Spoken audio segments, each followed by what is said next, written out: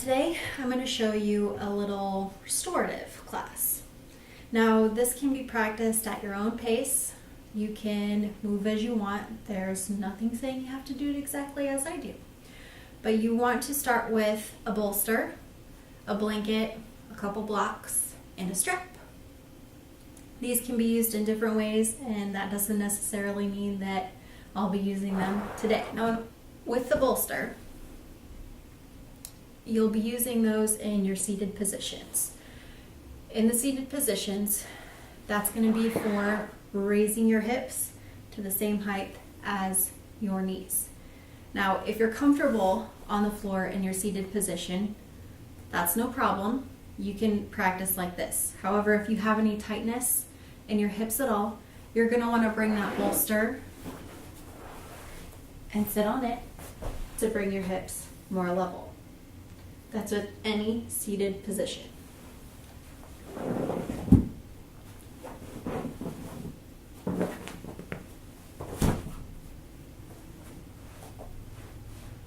So today we're going to start in our seated position.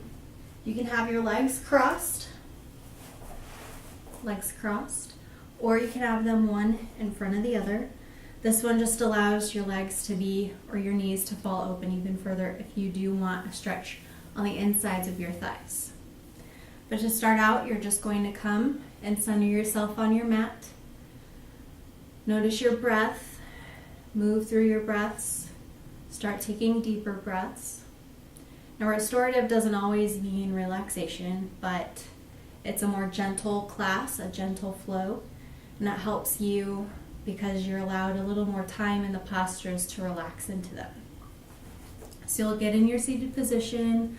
Again, go through your breaths, center yourself on your mat. And when you're finished there, you're going to go into bound angle. So bound angle is a lot like butterfly, if you remember in school.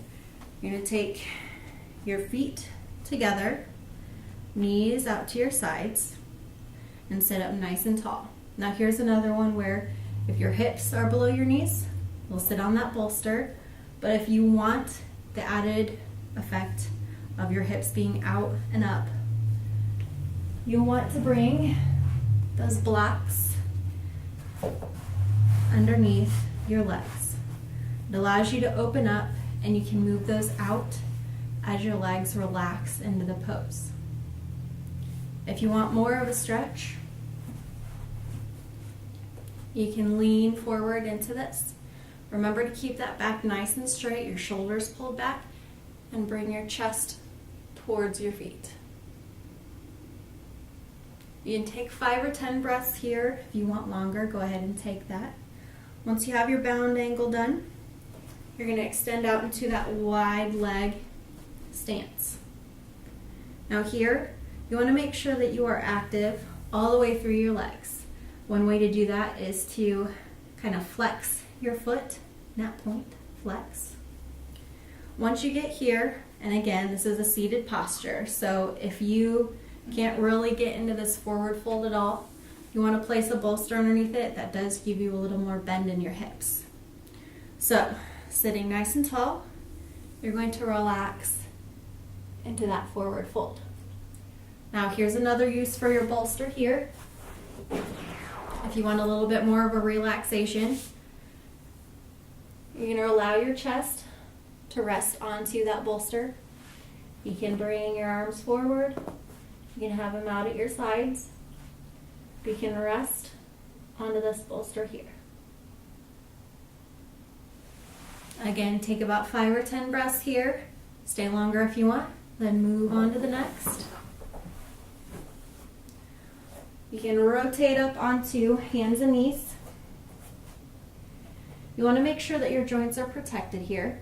So you'll have your wrist underneath your shoulder and knees underneath your hips. We'll do cat-cow here. So you're going to inhale, arch your back, bring your shoulders back towards your spine, and lift your head. On your exhale, you're going to round your back out, push up into those shoulders and into those hips. You'll move with your breath here. Inhale, arch. And exhale around. I do about 5 breaths total, so 10 movements. And then you're going to come back into child's pose. So from here you'll go to neutral spine. If you have your toes tucked, you'll untuck those toes, and you're going to sit back into child's pose. Here you have your arms out straight, forehead resting on your mat. If this is too intense in your shoulders, you can bring those down at your side. If there's any discomfort in your legs or your feet, one way to alleviate that would be to use your blanket or a small pad. If you come up, you'll place your blanket in between your thighs and your calves. You can still rest back onto your heels and then come down into your child's pose.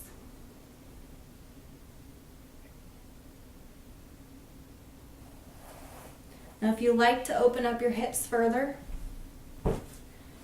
you'll bring your knees out towards the side of the mat. You can drop your chest down.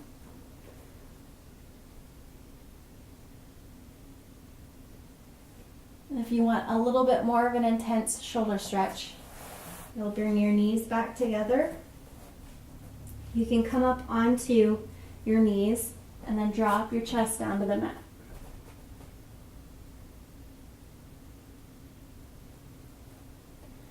That is only if you want a shoulder stretch more intense than child's pose. I take about 5 breaths here and then come up into downward dog. So you're going to place your toes down on the mat, straighten your legs, and lift your hips while dropping your chest down towards the mat. Your goal here is to not round in your back, but a nice straight line from your hips all the way down to your hands. You want to make sure to seal your palm down onto the mat and then drop those hands out so you are evenly spaced. Nice, firm.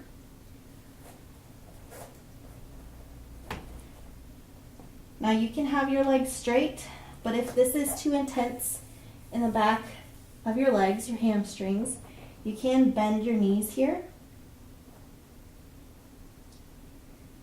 What I usually do is kind of walk your legs out. It's more of a dynamic stretch as opposed to static.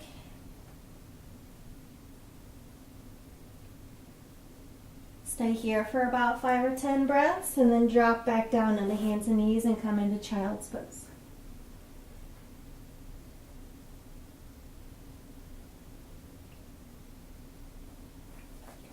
Another 5 breaths there. Come up onto hands and knees. Step back into downward dog. And then walk your hands or step up to your hands. We'll do a forward fold here. Now with a forward fold, you want to be able to just relax towards the mat. Again, if this is too intense of a stretch in your hamstrings and your calves, you can bend your knees. That takes the pressure out of the backs of your legs. Just relax onto the mat. If you do have your legs straight, what you can do for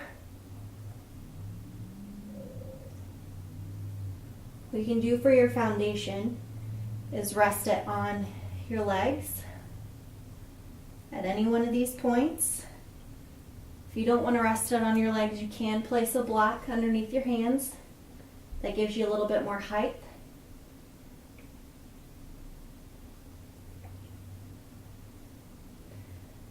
You can stay here for about 5 or 10 breaths, and then you're going to inhale, root to rise through those feet to standing position.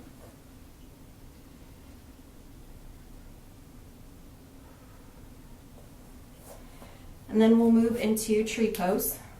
So that tree pose, you want to get that foot lock in. So what I usually do is I lift my toes up and I get my weight distributed evenly through my foot, and then I lower my toes down onto the mat. And this is a standing balance pose. So what I usually start with is kind of floating that foot up, getting used to the balance. You can then place your foot towards your ankle and slowly work it up your leg. You want to make sure not to rest it on your knee because that puts added pressure on your joint. So you can work it up high on your leg. You can work that foot up your leg. You want to be nice and strong, activated all the way through so that knee is locked and you are active, so you are flexing all the way up into that hip. You want to make sure that your hips are neutral. So what you need to do is make sure that your hips You want to make sure that your hips aren't back here, that you tilt that pelvis forward. And then you work to flex this knee out towards the side. So I've got this up here. Once I tilt that pelvis and flex through those legs, that one points out to the side instead towards the front of your mat. Once you get done with your tree pose, you'll do about 30 seconds on each side. You'll come back down to that mat, and you can come down to seated. And then you'll lay back on your mat. You'll take your left leg straight out in front of you. Bring your right foot flat on the mat. And then take your right knee over that left hip into a side twist here. Now you do not have to have this on your leg, but to relax into this pose, you can get a bolster or a block and place it underneath there. It allows you to just relax into this side twist.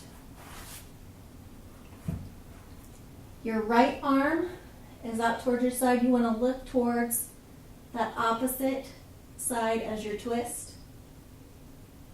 So that anchors you down because you want to work to get your right shoulder flat onto your mat. That helps you anchor down into that right shoulder.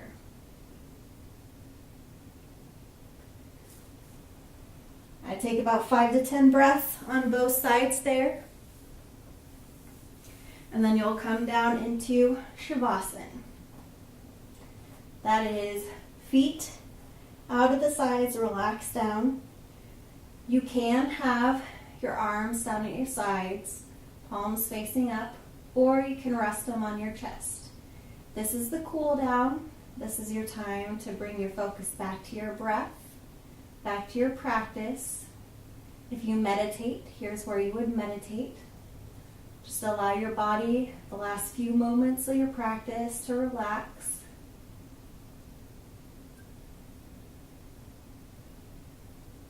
If you have your hands on your stomach, this does allow your body to feel your breath. Gives you something tangible to hold on to. But if you would prefer, you can leave your hands palms up at your sides.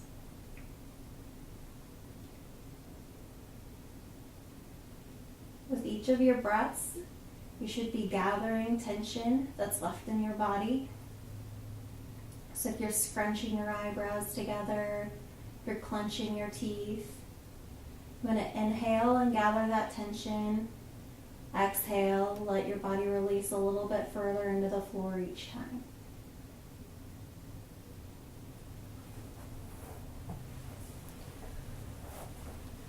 I would start with about 3 to 5 minutes if you're not used to a meditation.